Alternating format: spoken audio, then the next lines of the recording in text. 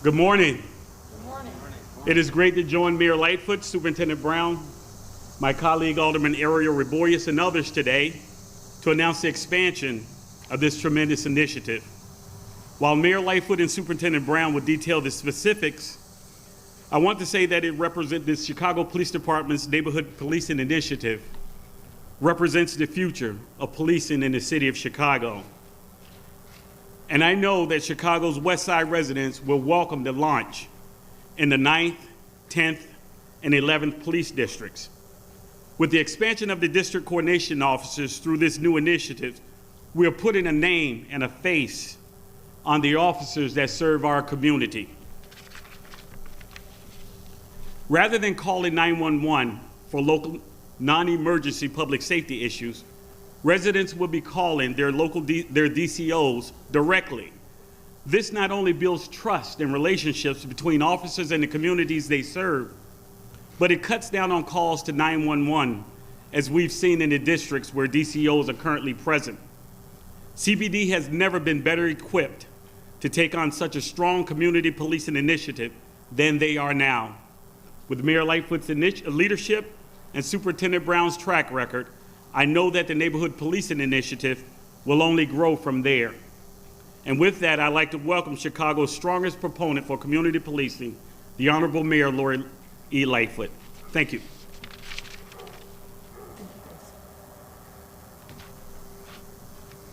Good morning, everyone, and thank you, Chairman Taliaferro. I want to acknowledge all who are here: Superintendent David Brown, Commander Angel Novales, Deputy Chief Talley, Chris Taliaferro, who you just heard from, and Alderman Ariel Reboyes, as well as Bon Bryant of the Metropolitan Peace Initiatives, who's been an invaluable partner in our community policing efforts. And I also want to do a special call out for Marcus Williams, a proud member of the Austin community and strong partner in the 15th District's DCO program. This is a great day for our communities and a great day for our city. As public servants, our first mission is ensuring the safety and security of our residents and communities. That's a mission not built on force, but on a foundation of trust, legitimacy, and transparency. Trust that travels both ways between our communities and our officers sworn to serve and protect them, and forms the basis for everything that we're doing in respect to community policing here in Chicago. It was in that spirit that a little over a year ago, there was the public launch by the Chicago Police Department of a new program called the Chicago Neighborhood Policing Initiative. And this was launched as a pilot in CPD's 25th District in the Grand Central community.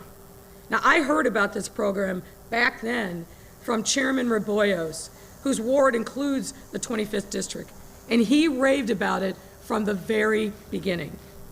This initiative, led by Commander Novales and modeled after similar effort in New York, this program is fundamentally about problem solving, one in which residents identify geographically specific problems, and an officer dedicated to that geography is called upon to address those hyper-local problems in a responsive, innovative, and accountable way. This is addressing public safety issues, both big and small, through face-to-face collaboration. Simply put, our officers are spending the bulk of their time in their communities responding to 911 calls, or as they would say, chasing calls. I've heard this over and over again from officers that they would love to get out of their cars. They would love to develop deeper relationships, but the structure of the job worked against them. That left officers frustrated, and more importantly, it left residents frustrated. Too many opportunities to connect and bridge the divide were simply missed. Officers and residents simply could not develop the trusting relationships that they needed in order to make sure that they were able to interact in non-emergency, non-law enforcement circumstances. They need a chance to get to know each other. And that's what the Neighborhood Policing Initiative has done. Under this program, designated officers called District Coordination Officers, or DCOs, have an opportunity and responsibility over defined geography within a community. They hand out business cards with their names, cell phone numbers, and email addresses, and speak one-on-one with residents about their concerns. Those conversations often begin with nagging issues, such as speeding cars or a loud neighbor. But rather than call 911 when these issues come up, residents know that they can call their DCO, who then works to resolve these issues with the help of beat officers, detectives, local aldermen, area businesses, and of course, their colleagues in city government at other agencies. The result hasn't just been more time away from responding to 911 calls, but also a drop in 911 calls themselves. For example, since January of this year, the 25th District has seen over 1,500 fewer 911 calls since the same period last year. And that's why, after the success that we saw in the 25th District, it was expanded to the 15th District in Austin. What does this mean? It means more collaboration, more connection, and more trust. All of which has given both residents and officers the basis on which to build authentic relationships, which is at the heart of community policing, working together to solve problems that are top of mind for residents, and helping create the communities in the city we all want to see and are proud to call home. Earlier I said that our first mission as public servants is the safety and security of our residents and our communities, and of course that's true.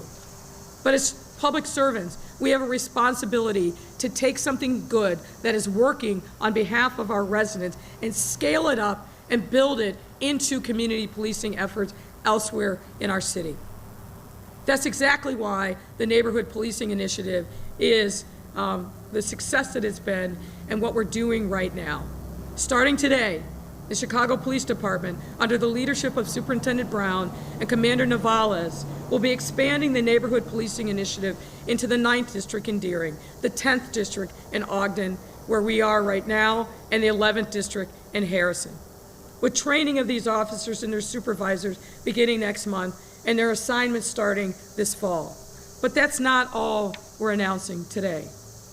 As part of our 90-day policing and reform deadline we set earlier this summer, the Chicago Police Department will also be piloting the new Community Training Academy, a 3-day training program that will be included during the training for new district coordination officers, created in partnership with the Metropolitan Peace Academy and other community organizations and leaders like Von Bryant. The Community Training Academy will provide community-based and community-specific trainings for the DCOs and officers assigned to the district's community policing office, formally connecting them to the specific dynamics in a given community and deepening their understanding of historic key factors relating to policing and community concerns in a particular geography. Having them learn directly from community members and stakeholders about the strengths and challenges in particular neighborhoods, as well as develop an understanding of the biases that hamper the strong engagement we need to make our communities safe. Now let's be clear. No single program will solve every problem or bridge every divide between our police and community, issues that have been brewing for years. But these issues are necessary for us to address in a forward-thinking, positive way and bringing all the community stakeholders to the table. And that's what we're doing.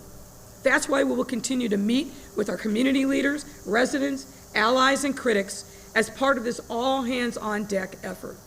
I truly believe from the bottom of my heart that we all want the same thing as Chicagoans and fellow residents and neighbors: safe streets, safe homes, safe businesses, a place to prosper, and to make sure that our children understand that the promise of their future lies right here in Chicago.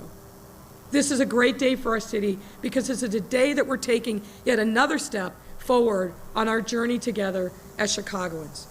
And this program is another example of what police reform looks like. Born of necessity, forged in partnership, and a testament to the truth that building authentic, trusting relationships is the cornerstone for keeping communities safe. We owe a debt of thanks to the original DCOs in the 25th District and the residents that they served. You showed what we can do when we come together and work hard on these issues. I want to now invite Superintendent Brown to the podium and thank everyone for being here. Superintendent.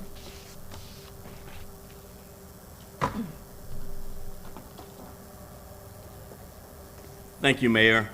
Well, I tell you what, I'm so excited I can hardly contain myself. Hope I can get through my notes here about the expansion of the Neighborhood Policing Initiative. It is what policing has to be. Enforcing only is just not sustainable, not successful. Not only does it not connect with the community, but it actually does just the opposite. It, tears down trust that you would have when you need to build up trust. So I'm really excited. Every day since I've been sworn in over 100 days ago, I've asked about when can we expand? When can we expand? End up having to promote Angel Navales to actually get this expansion done because we were just dragging our feet on the expansion. I wanted to do it right away, day one. So I'm excited, but let me try to get through my notes. This is the mission of the Chicago Neighborhood Policing Initiative. The job of the district coordinators, or the DCOs, that work as part of this initiative is to introduce themselves to as many people as possible in a specific geographic area. They hand out business cards, give their names, their cell phone numbers, and email addresses. There are many public safety concerns that don't warrant a call to 911. The DCOs are tasked with answering those calls and addressing such issues, problem solving. They work with beat officers, detectives, aldermen, area businesses, sister agencies to resolve nagging concerns, as well as work with to find solutions on larger public safety problems. The DCOs will begin their assignments later this fall in the 10th or Ogden District, as well as the 9th or Deering District and 11th or Harrison District.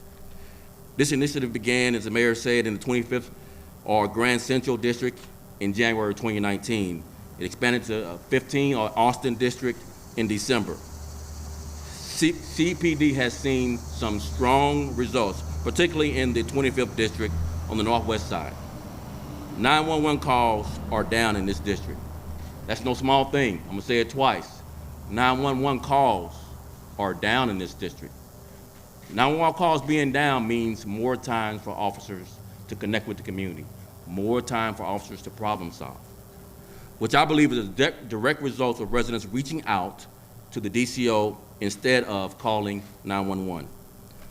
Fewer emergency calls allows beat officers to spend more time on their patrol and respond more quickly when a call does come in. The new class of DCOs will begin their training next month. Part of this curriculum includes the new Community Training Academy. And I would like to thank Von Bryant and the Metropolitan Peace Academy for their partnership in developing this immersion training program, which is one of the mayor's 90-day reform items. This training provides our officers with a unique view of challenges within certain neighborhoods as told by the community members, community-led, and stakeholders that live there. The hard work of building authentic community policing engagement begins from the training, when the training is complete.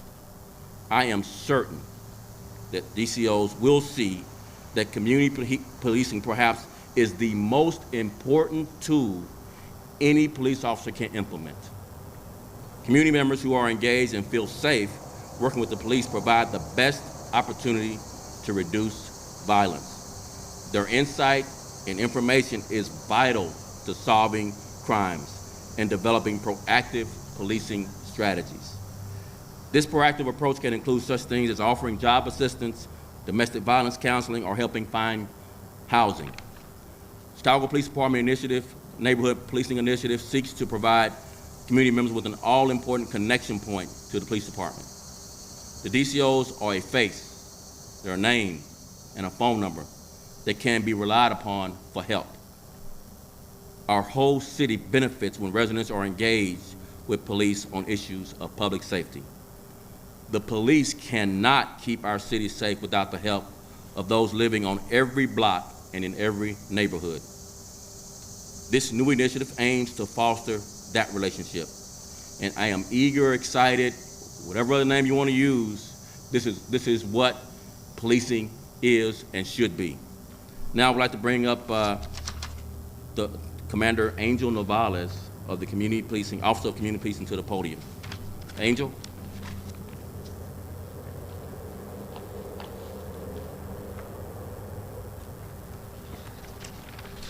Good morning.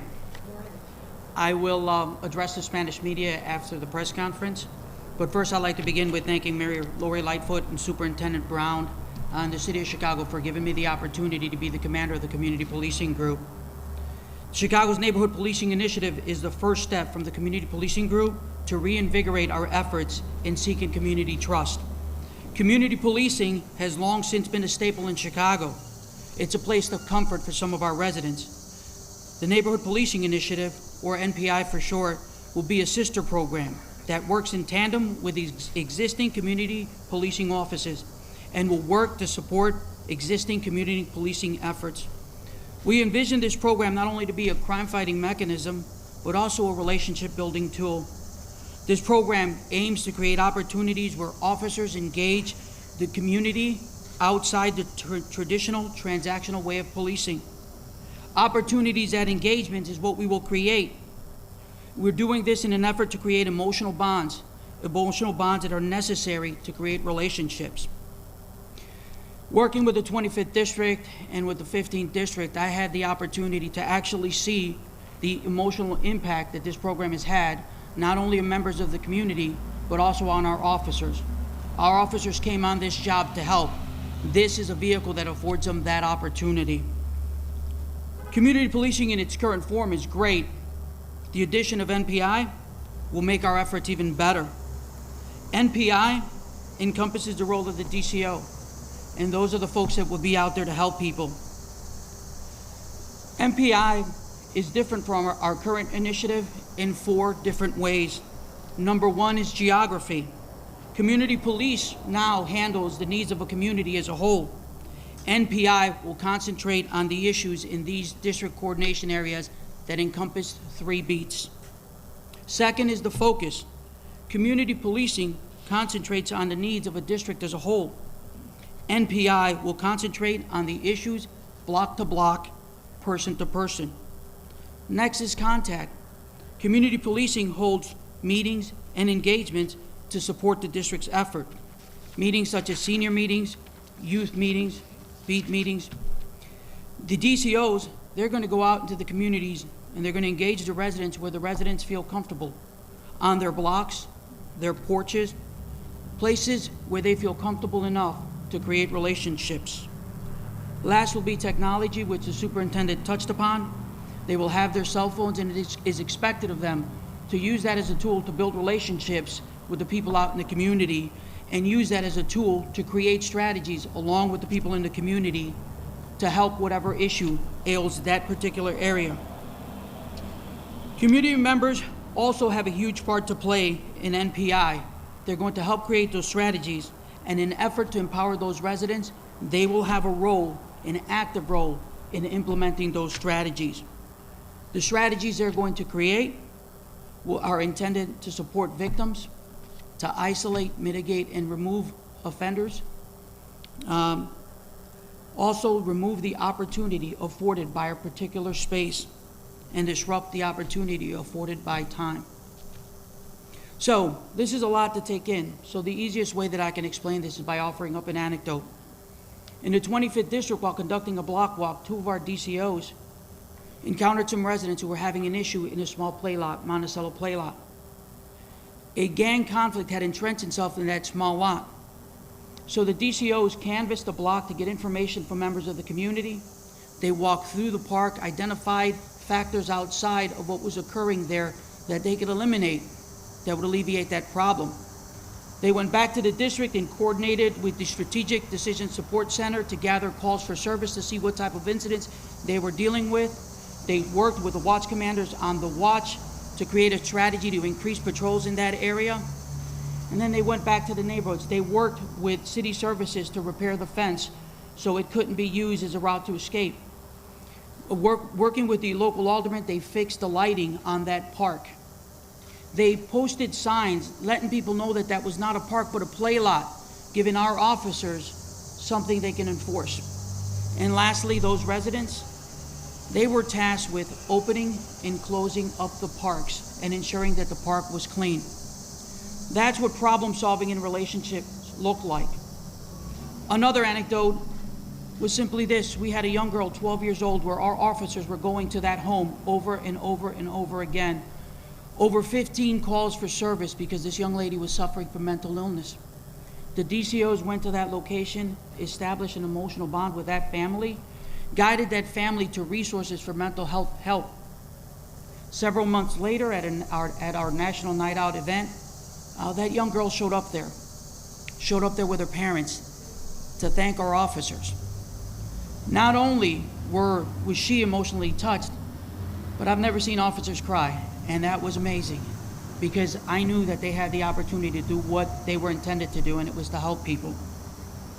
Relationships, they create collaboration, cooperation, and they help us mitigate conflict. With your help and the help of the residents, I look forward, and we all look forward to making our city safe. With that being said, I'd like to give it to our next partner, Von Bryant. Thank you very much for your time.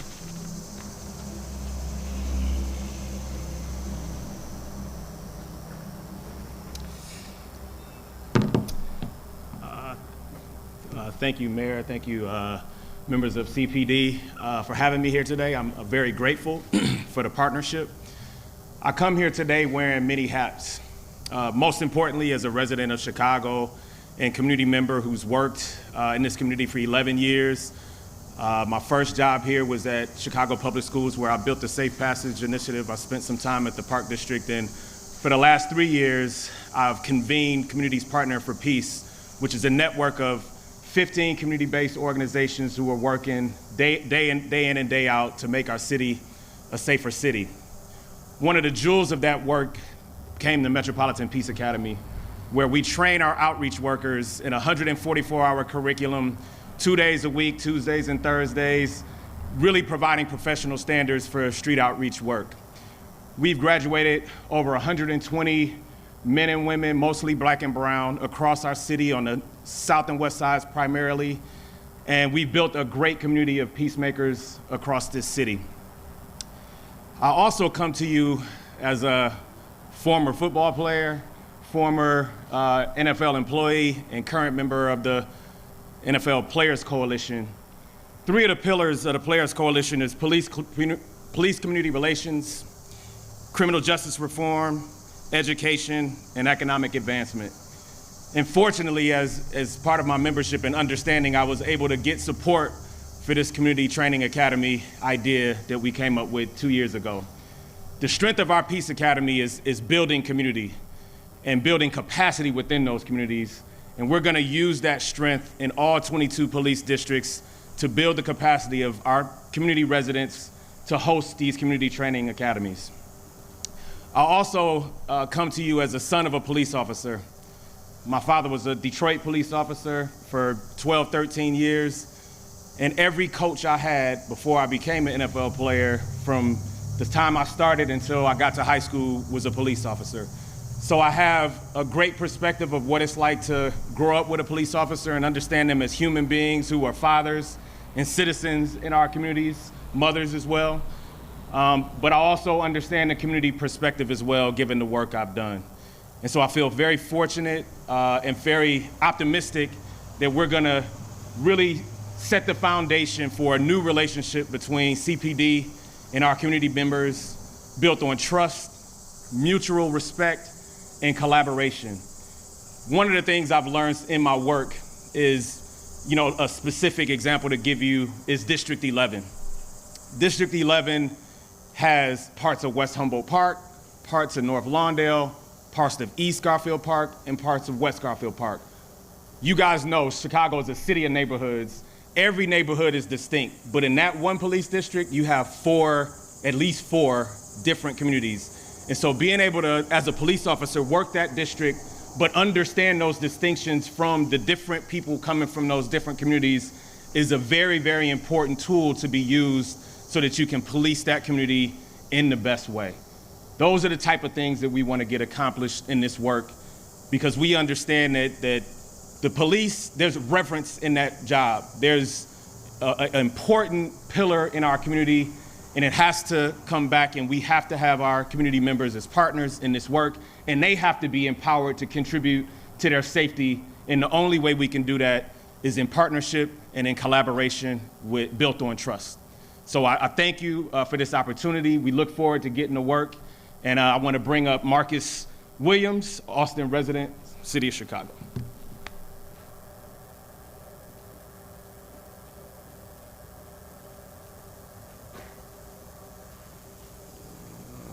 Good morning, everyone. Good morning. First off, I would like to thank these two officers right here. They helped me get a job, and they were there for the support. And the job, it really helped me, because I was in the streets. But this job is putting me back on my feet, and I'm proud to say I'm a changed man now. And I look forward to doing many other things. But these two officers, they was there from day one. And so I would like to thank them so much. And that's really it. I ain't really have too much to say, but thank you, everyone.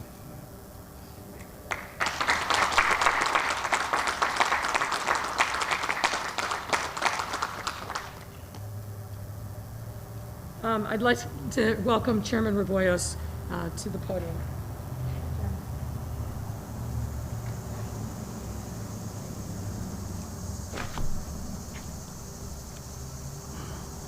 First of all, I want to thank Mayor Lightfoot, Superintendent Brown.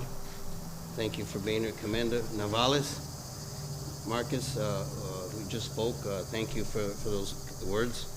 And Vaughn, thank you. And my chairman of Public Safety, thank you for being here today. You're excited, but I'm more excited. Because I know the superintendent mentioned earlier that he was excited. I'm more excited. I experienced the DCO training. I experienced the DCO working in this capacity, and it makes a difference. It makes a difference when you have 4 areas in the 25th district and you have assigned DCO officers pertaining to that area. The neighborhood has your phone number. 911 calls are down because of the DCO work in our community, and that's going to work in the 15th, it's going to work in the 9th, 10th, and 11th.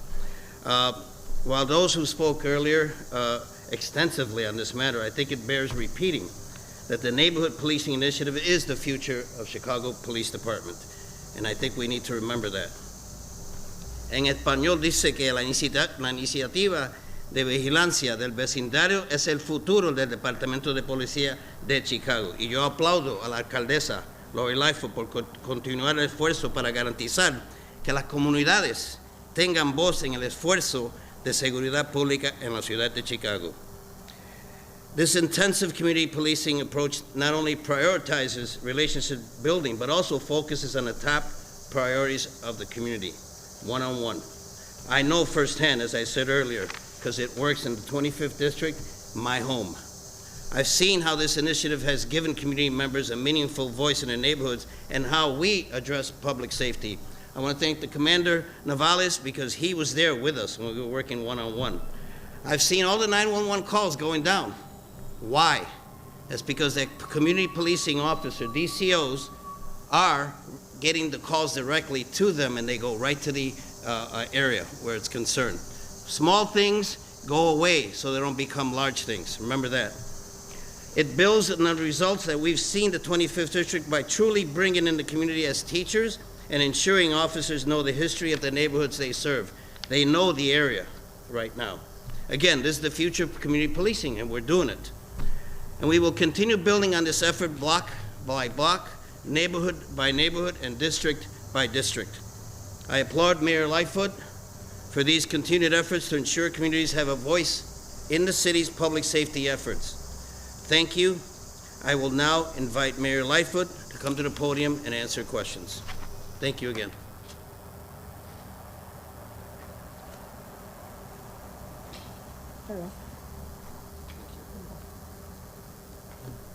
All right, happy to take any questions. Good morning. My name is Eric Rung. I'm with WGN Yes. TV. Good morning. Good morning.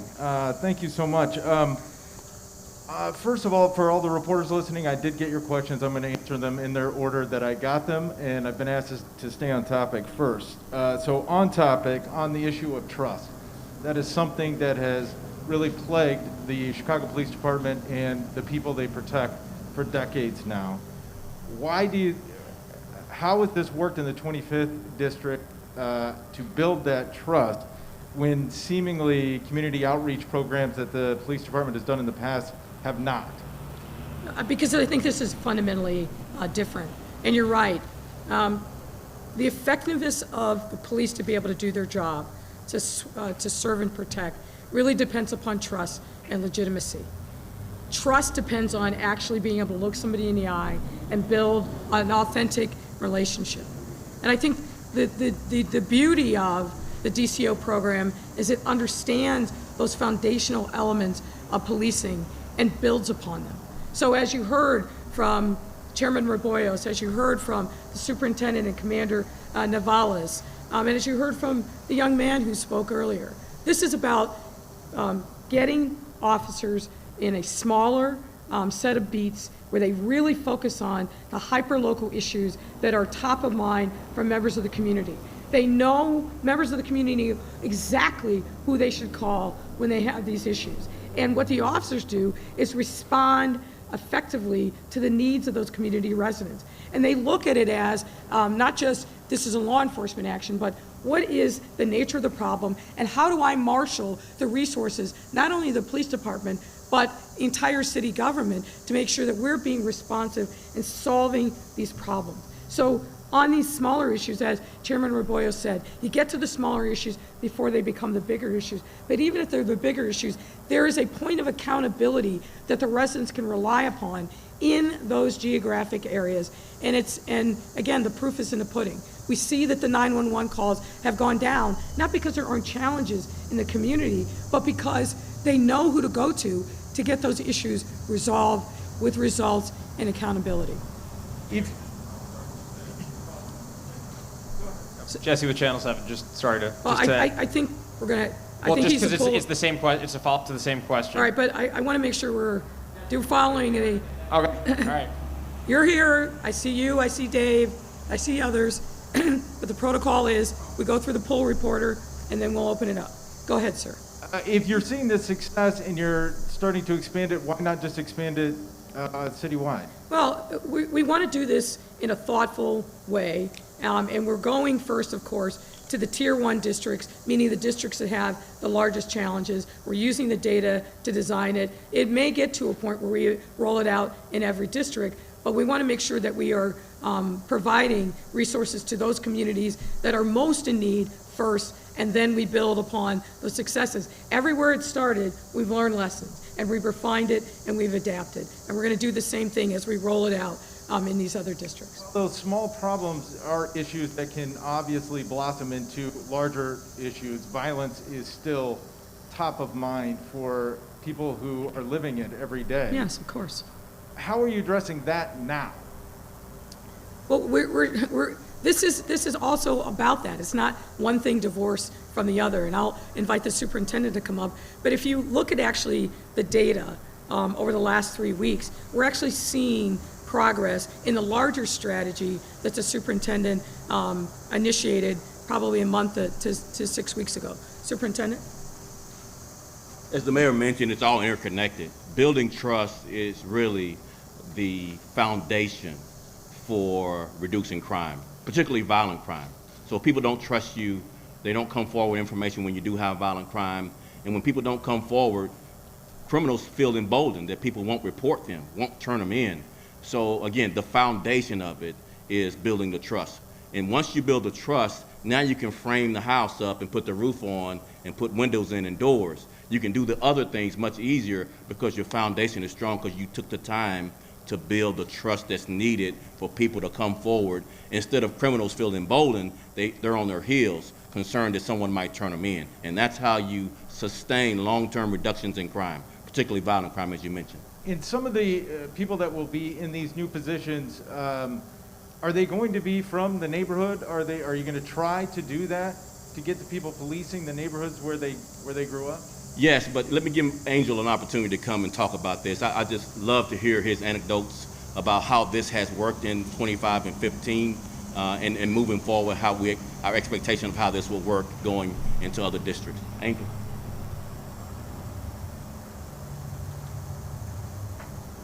Hi, how you doing? To answer your question on who we're choosing for those positions, if someone that applies for the position tells us they're from that area, we are going to give extra consideration to that person because they have that knowledge base in the area.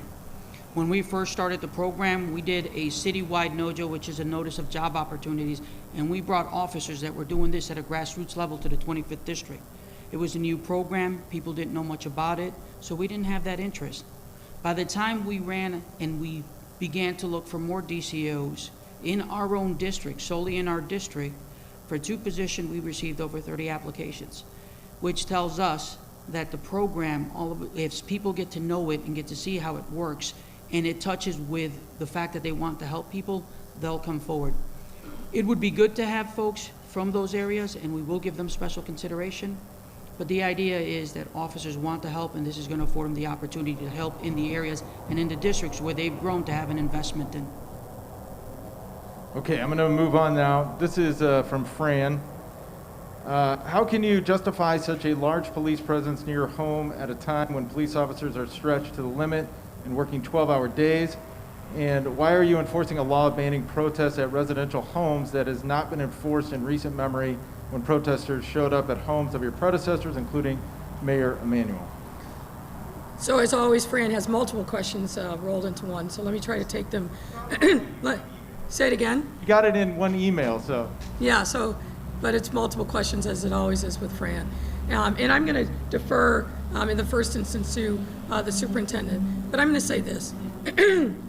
This is a different time like no other. This is a different time like no other.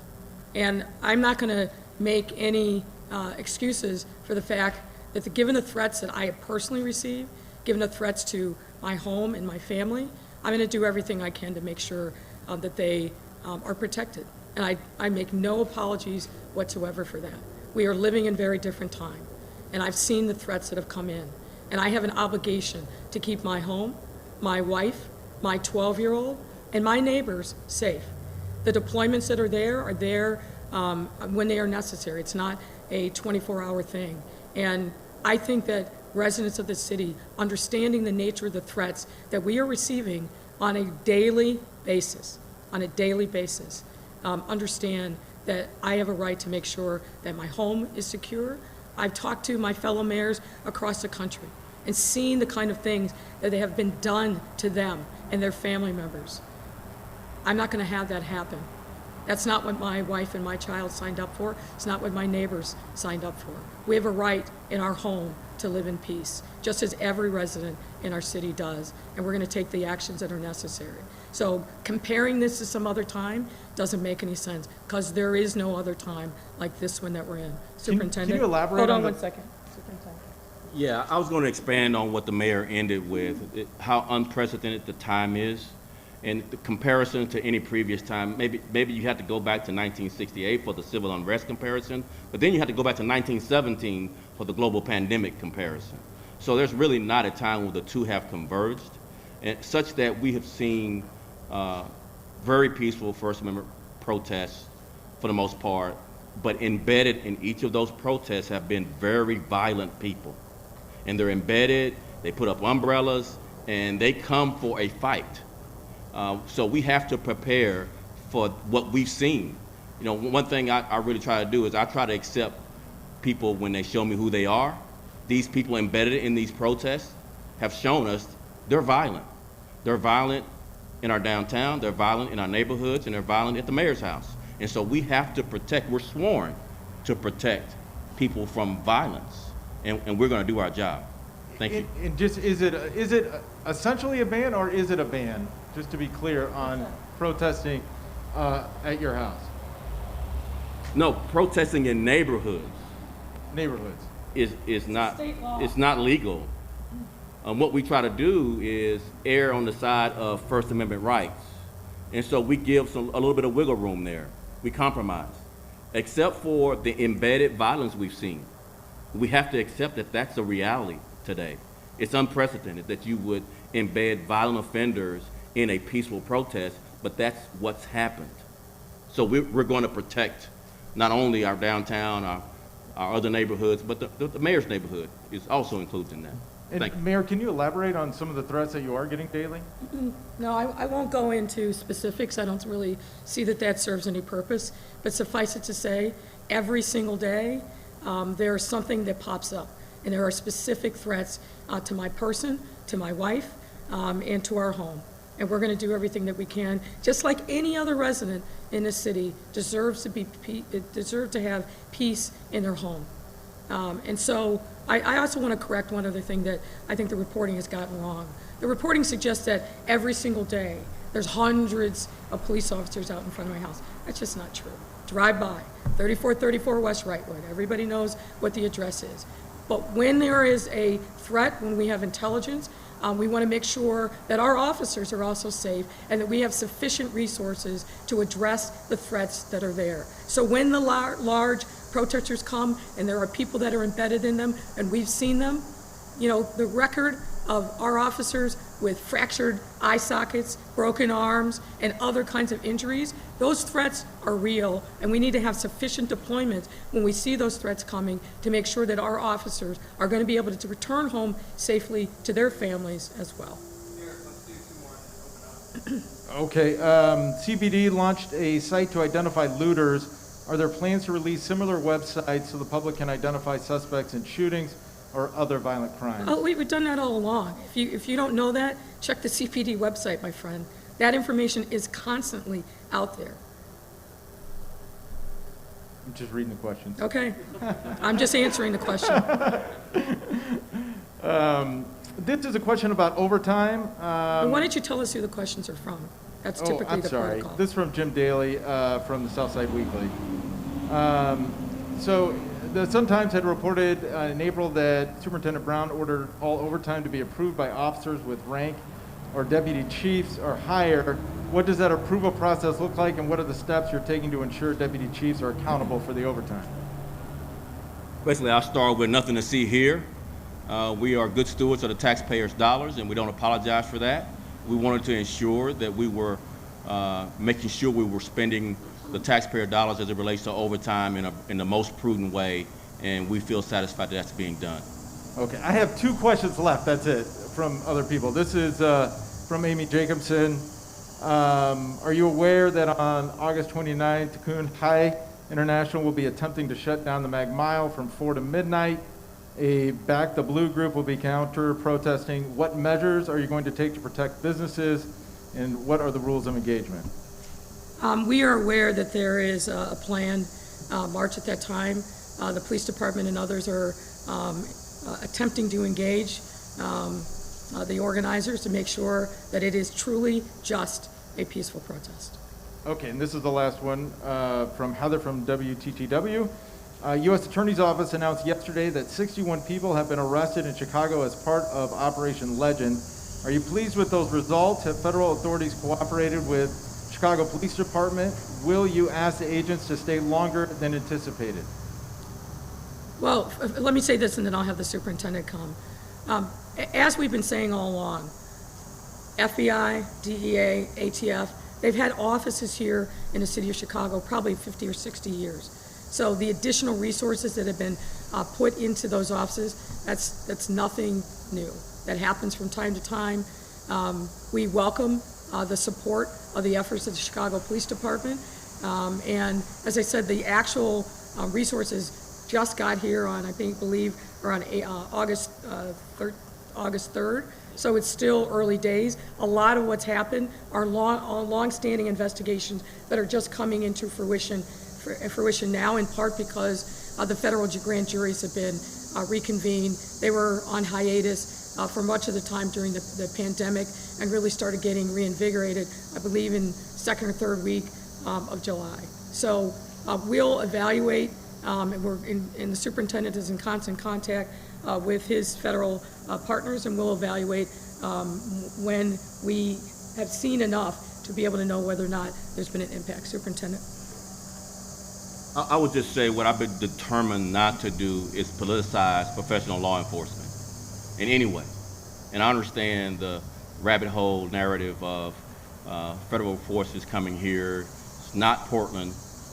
They have been collaborating with us on cases in ways where our local federal partners engage with us every day. So the question whether 61 is enough, we've got work to do here in Chicago with our federal and state partners, and that work continues without politicizing any of the efforts. Thank you. Mayor, first off, apologies for the faux pas in the ordering there. Jesse Hirsch from Channel 7. The 90-day reform that you talked about earlier, and I know a lot of this has been focused on the expansion of NPI, but I wondered if you could clarify a little bit more about who will be going to that 3-day training academy with community members. Is it just DCOs? Is it beyond the NPI teams? I'll let, where's Commander Novalis identify that. He's got the particulars. Initially, the plan is to have the DCOs go through that training. We feel that that training is going to better arm them to go into the communities and have an understanding of what's going on in those communities, have some cultural understanding in that particular neighborhood. And then after that, we would like to see an expansion of it, but currently it's going to be the DCOs as we roll out. Are any of the other 90-day reforms going to be more broadly throughout the department? Because, I think some people might ask why the entire department isn't being touched with some of these immediate reforms. Well, they will be. I've been very, very clear about this for a number of years, making sure that our officers have what we call cultural literacy, meaning that they learn more about a community other than what the crime stats are, is critically important to everything that we're talking about in terms of building trust and legitimacy. And again, I want to thank Von Bryant and the Academy for their partnership on this issue. Bringing community voices into the training is, I think, one of the things that we should have done years ago. We're correcting that problem now. We will build upon what I believe will be a successful launch of this program and expand it into a regular part of our curriculum. But we want to make sure that we get it right. The priority obviously is these DCOs, given the critical role that they're going to be playing in being community liaisons. And then we will look to adapt the curriculum to expand it to the entire department. And then just one other question I had for the superintendent. I know since we had the unrest in recent days, there's been renewed focus on how to mitigate future problems like that. I wonder if you could give us an update on anything specifically in the social media space, chatter space, that your department might be looking at right now for future problems that you're trying to avoid right now? Sure, I won't go into too much detail on the intelligence side, but to make the point that our looking at open source social media is no different than reading the paper or listening to the TV news. It is the platform, it is the space where many people communicate openly, publicly. The expectation of privacy is not in that open source space. And so we're just basically reading the paper online by utilizing social media to help inform us on any type of deployment strategy that's necessary. Thank you. Superintendent Brown, while you're up there, David Greising from the Better Government Association. I'm curious, you talk about this NPI having the ability to reduce violent crime.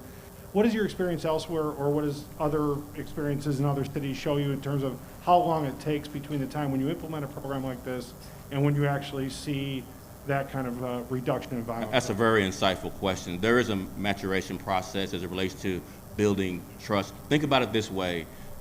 Any kind of relationship that you have, whether it's a family relationship, any kind of relationship where you're married or dating in any way, the quick development is likely not sustainable. The efforts you make to build trust, authentic relationships, are likely taking more time and can be sustained over a long period of time. It's actually the effort that really helps build the trust. So to do it quickly is likely not sustainable. Putting effort in, taking the time to build a relationship is likely how we want to proceed with this effort in order to ensure sustainability. Thank you, sir. And Mayor Lightfoot, there's been one day of testimony so far with regard to the police handling of the, by the consent decree monitor regarding police handling some of the protests, the Columbus statue protest incident in particular. There's another one, I believe, today.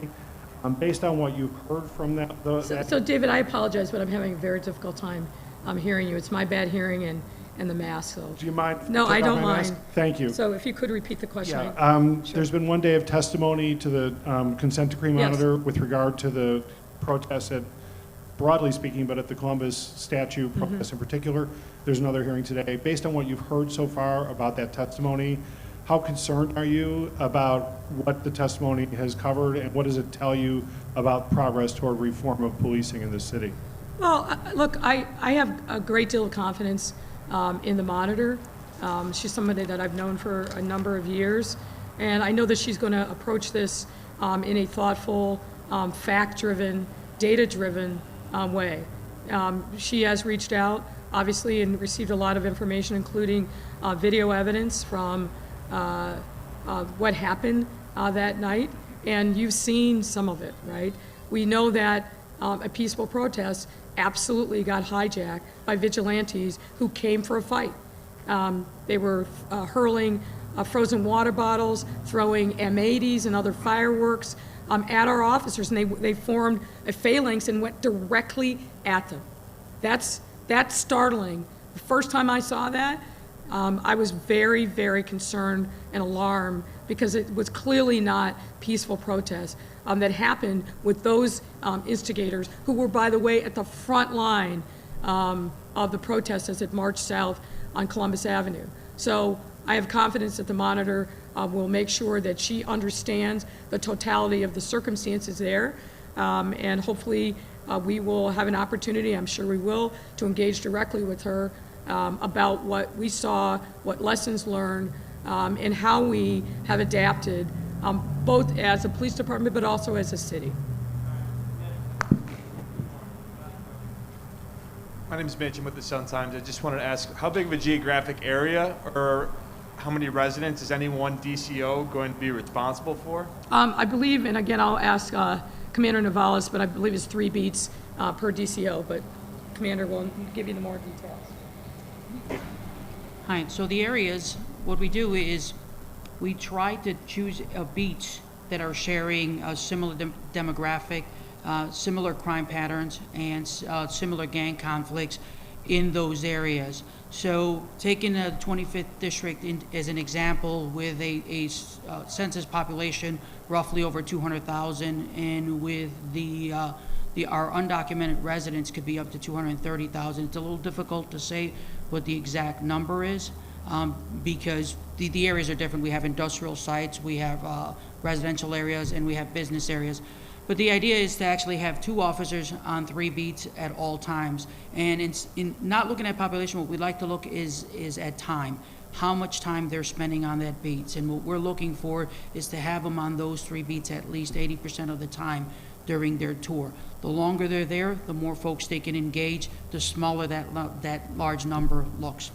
But how big is a beat? I don't think many people. Well, beats could vary. They could vary based on natural structures, train yards.